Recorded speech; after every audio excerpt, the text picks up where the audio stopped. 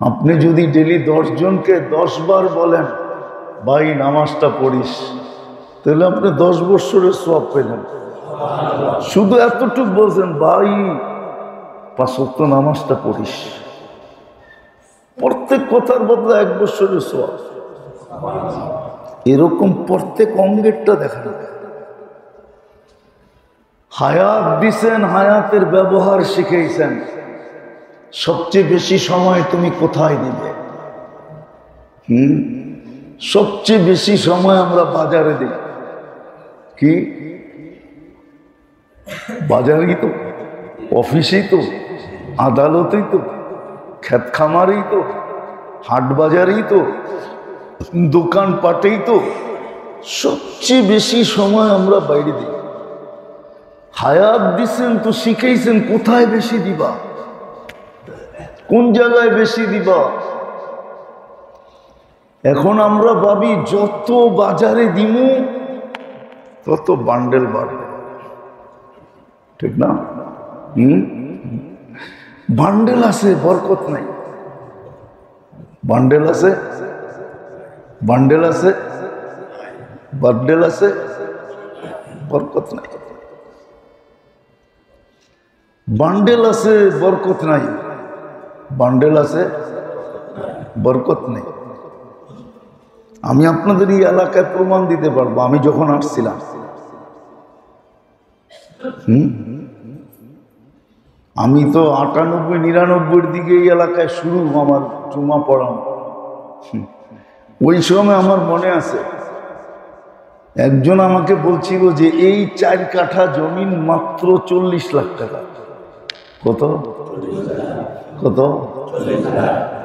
বুঝা গেল 40 লাখের বরকতে মিলত কত কত কত? এখন 1 কাঠার দাম 3 কোটি টাকা ওই জমি। তাহলে ওই 10 লাখে যেই বরকত ছিল, এখন 10 লাখের বরকত আয়া দাঁড়াইছে কোথায়? কি 3 কোটির ভিতরে বরকত আছে মাত্র 10 লাখ টাকা। তাহলে লাখের দাম বেশি ছিল না কোটির দাম বেশি? এটার নাম হলো বরকত। বান্ডেল আছে বরকত নাই, বান্ডেল আছে বরকত নাই। আল্লাহ হায়াত দিছেন, ব্যবহারের পদ্ধতি শিখাইছেন যে কিভাবে ব্যবহার করতে। হায়াতকে লাগাবে কোথায়, সময় বেশি দিবে কোথায়? সময় বেশি দিবে কোথায়? সময় বেশি দিবে কোথায়? হায়াত কোথায় বেশি লাগাবে? চেষ্টা করছেন উলামায়ে কেরাম। ইমাম গজালি কিতাব লেখছেন জীবন কোথায় লাগাবে। সাহাবা আইনা কাদাও হায়াতাহুম, কিতাবেরই নাম। সাহাবা জীবন কোথায় লাগাইছে আমরা শিখি না, জীবন কোথায় লাগাইছে। আচ্ছা মানলাম হাটে লাগায়, শিখে নাই যে হাটে কিভাবে লাগাইলে হাট হবে না। কেননা হাটের কথাও তো লেখা আছে, হাটে তো ব্যবসায়ীরাই লাগায়, ঠিক না? কি মার্কেট সার্কেট দোকানপাট ব্যবসায়ীরাই তো লাগায়। লেখা আছে ব্যবসার ভিতরে কিভাবে লাগাইলে নবীদের সাথে কিয়ামতের দিন উঠা যাবে। আত্তাজির ইয়াহশুরু মান নবিয়্যিন ওয়াস সিদ্দীকিন ওয়াস শুহাদা, নবী সিদ্দিক শহীদদের সাথে কিয়ামতের দিন কাঁধে কাঁধ লাগায় উঠবে। যদি বাজারে থাকার সময় কিভাবে কাটাবে ওটা শিখতো, থাকতো বাজারে, কোনো আপত্তি নেই। কিন্তু যদি শিখতো যে বাজারে আমি কিভাবে থাকবো, এটা যদি শিখতো, দোকানে কিভাবে থাকবো এটা যদি শিখতো, অফিসে কিভাবে থাকবো এটা যদি শিখতো, এটাও তো শিখে না। এক তো থাকেও বেশি, আবার কিভাবে থাকবে এটাও শিখে না, ওটাও শিখে না। যদি শিখতো তো যেটা বুঝাইতেছিলাম, আমাদেরকে সব কিছু দিছেন ওইটা গুছানোর জন্য, আখিরাত জান্নাত গুছানোর জন্য। হায় হায়, কোন উম্মতকে সুযোগ দিছেন কি দেন না আমি জানি না, কিন্তু এই উম্মতকে আল্লাহ সুযোগ দিছেন, খোলা ওপেন সুযোগ, বিলকুল খোলা সুযোগ, যে তোমরা ইচ্ছা মতো করলে তোমাদের আখিরাতের জান্নাতের জমিন যত খুশি তত বাড়াইতে পারো। আল্লাহ রসুল আয়েশা বলছে, আমি দেখা আসছি জান্নাতের জমিন কি আম খালি পড়ে আছে, অনাবাদ। দখল করো আর আবাদ করো। বলছে এইখানে বসে ওইখানে আবাদ করবো কি করে? তো বলছে আমি বীজ নিয়ে আসছি, বীজ লাগাইতে থাকো এখানে বসে। সুবহানাল্লাহ, আলহামদুলিল্লাহ, ওয়ালা ইলাহা ইল্লাল্লাহ, আল্লাহু আকবার। বীজ নিয়ে আসছি, লাগাও, জমিন দখল করো। মাঝে মাঝে তো হাসি লাগে যে দুনিয়াতে কি দখল করে, অথচ জানে ও চলে যাবে, তারপরও কি করে দখল করে? যেটা চিরজীবনের হবে ওটা কেন দখল করে না? ওটা তো খোলার সুযোগ, এখান থেকে দখল করো। তো যেরকম হায়াত দিছেন, দেহ দিছেন, ব্যবহারের পদ্ধতি শিখাইছেন। হায়াত দিছেন, ব্যবহারের পদ্ধতি শিখাইছেন। আবার মাল সম্পদ দিছেন, ব্যবহারের পদ্ধতি শিখাইছেন। কোথায় ইনভেস্ট করবা, কোথায় লাগাবা, কোথায় লাগাবা, কিভাবে লাগাবা, ডিপোজিট কোথায় করবা। বাংলাদেশে শত কোম্পানি আছে, সারাদিন ওদের এজেন্টরা মার্কেটে মার্কেটে ঘুরতে থাকে আর কইতে থাকে আমাদের এখানে ডিপোজিট করো, ঠিক না?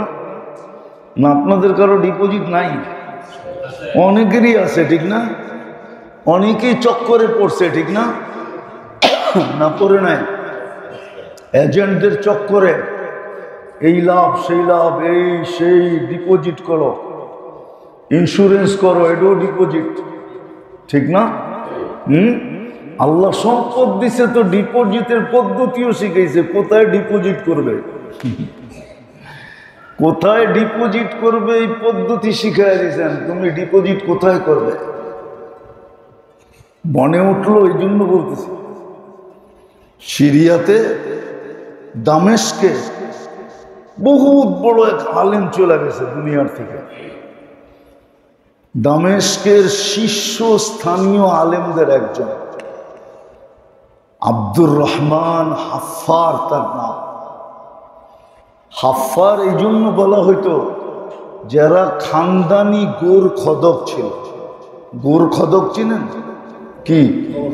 কবর খনন করত, আর সে নিজেও করত। তো সে দুই কবরের অবস্থা দেখা, এক বাড়িরই দুই কবর ছিল, এক ঘরেরই দুই কবর। তো ঘরে যে মহিলা, পুরুষ পায় না, মহিলাকে জিজ্ঞাসা করছে যে তুমি যে দুইজনকে কবর দিলা, এটা কে ছিল? তো বলতেছিল প্রথমটা আমার ছেলে ছিল, দ্বিতীয়টা আমারই ছেলে ছিল। বলছে তুমি কেন জিজ্ঞাসা করতেছ? বলছে এক কাহিনী দেখা আমি তোমাকে জিজ্ঞাসা করতে আসছি। আচ্ছা, প্রথমটা কি করতো? বলতে প্রথমটা মাদ্রাসায় পড়তো, দ্বীনি এলেম হাসিল করতো। বলছে দ্বিতীয়টা? বলছে সে তার বড় ভাই ছিল, তার সমস্ত খরচা সে বহন করত। তো বলছে কবরে এরকম কি দেখলা তুমি? বলছে প্রথমটা যখন কবর দিছিলে তখন আমি বেহুশ হয়ে গেছিলাম কিনা? বলছে হ্যাঁ, তুমি লাশ কবরে নামার পরে বেহুশ হয়ে গেছো। আমরা অনেক কষ্টে তোমাকে হুশে আনছি। বলছে আমি বেহুশ কেন হয়েছি জানো? তার লাশ যখন কবরে রাখছি তো পুরা কবর এরকম নূর দিয়ে ভরে গেছে যে ওই নূর আমি সইতে পারি না, আমি বেহুশ হয়ে গেছি।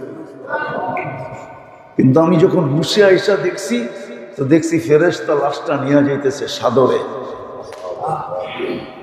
বলে দ্বিতীয়টাও ঠিক এরকমই হয়েছে, রাখার সাথে সাথে কবরে নূর দিয়ে ভরে গেছে। কিন্তু প্রথমবার আমি ধাক্কা খায়া ফেলছিলাম, এই জন্য দ্বিতীয়বার আমি নিজেকে সামলায় আনিছিলাম। বলে সে এসে রিজেন দিয়ে দিছে, আমরা আজিমপুরও আছে কিছু গোর্খা কবর খননকারী, এরা সরকারি আমলা, এরা সরকারি চাকরি করে, এদের কোয়ার্টার আছে, এদের বেতনও ভালো। সে এসে চাকরি রিজেন দিছে, মাদ্রাসায় চলে গেছে, দামেস্কের সবচেয়ে বড় মাদ্রাসায়। যা বলছে আমি পড়বো। বলছে বেটা বুড়া বয়সে কি পড়বি? বলছে আমি পড়বো। বলছে এই বয়সে তোর শখ জাগলো কেন? মানুষের তো কিছু দেখা শখ জাগে, তোর শখ জাগলো কেন? তো সে তার কাহিনী খুলে বলছে, মাদ্রাসা ভর্তি করাইছে, বুড়া বয়সে হাফেজ হয়েছে, আলেম হয়েছে, আর পুরা দেশের ভিতরে দুনিয়ার ভিতরে শীর্ষস্থানীয় আলেমদের একজন আব্দুর রহমান হাফাজ। এখনো ইতিহাসের পাতায় তার নাম আছে। শুধু এটা দেখে আল্লাহ সম্পদ দিছেন, তো ডিপোজিট করার রাস্তা বলে দিছেন। আমার লাভের জন্য বলছেন, আমার লাভের জন্য। আল্লাহর কোনো লাভ নাই। দিছেনও আল্লাহ, ব্যবহারও শিখাইছেন আল্লাহ, লাভও হবে আমার। দাতার কোনো লাভ নাই, দাতার কোনো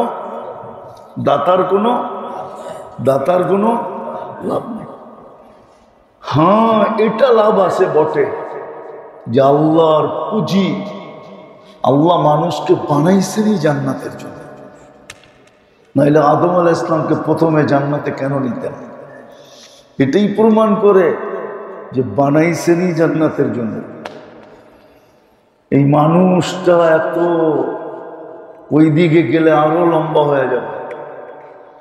কুদরতি হাতের তৈরি মানুষটা, সৃষ্টির সেরা মানুষটা, যার জন্য সমগ্র সৃষ্টিকে বিসর্জন দিলেন, ওই মানুষটাকে যে উদ্দেশ্যে তৈরি, সেজন্য তিনটার ব্যবহারের দ্বারা ওই উদ্দেশ্যে পৌঁছতে পারে, এটি আল্লাহ। যদিও শব্দটা আল্লাহর জন্য শোভনীয় না, আল্লাহ লাভও নাই, লসও নাই। তো আমাদেরকে যা দিছে তোর ব্যবহার পদ্ধতিও শিখাইছে। কেন? ওটাকে গুছানোর জন্য।